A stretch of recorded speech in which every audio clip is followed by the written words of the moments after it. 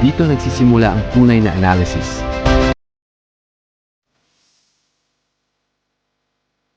Zone D. Hidden gems o hidden risks?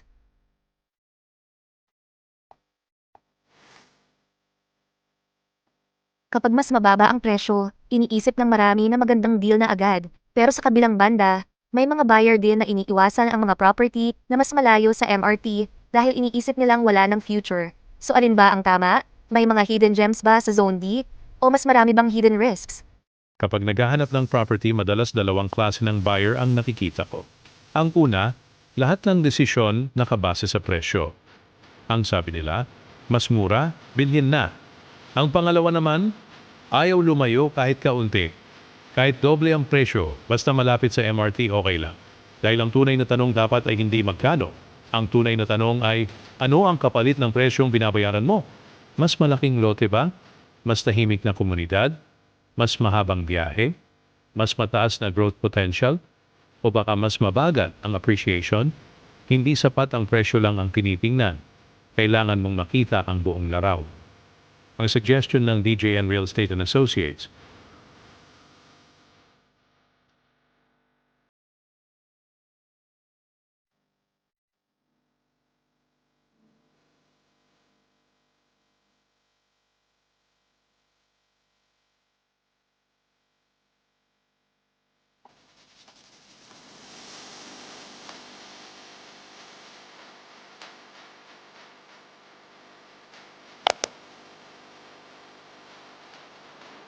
Montescaps, Monterey, kagaya ng Northscapes ay isang development na maraming interesado dahil sa lokasyon nito.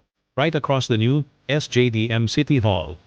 Text us 0917-120-4563 para sa iba pang impormasyon tungkol sa presyo. Isa itong proyektong dapat bantayan habang umuunlad ang paligid. Camela Monticello ay mula sa isa sa mga pinakakilalang developers sa bansa. Kung mahalaga sa iyo ang established community at brand familiarity, maaring isa ito sa mga unang titingnan mo.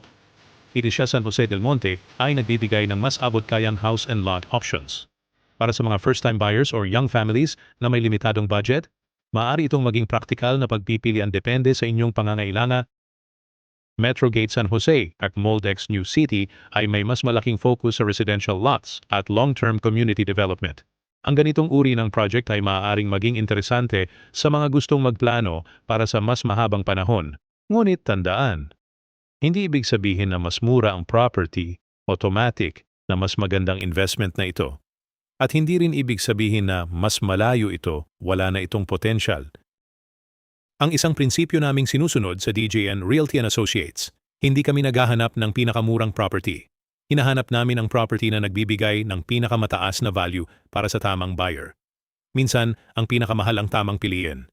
Minsan naman, ang mas abot kaya ang mas matalinong desisyon. Ang sikreto ay alam mo kung bakit mo ito pinipili. Abangan ka namin sa last and final installment natin ng DJN Intelligence Report Episode 5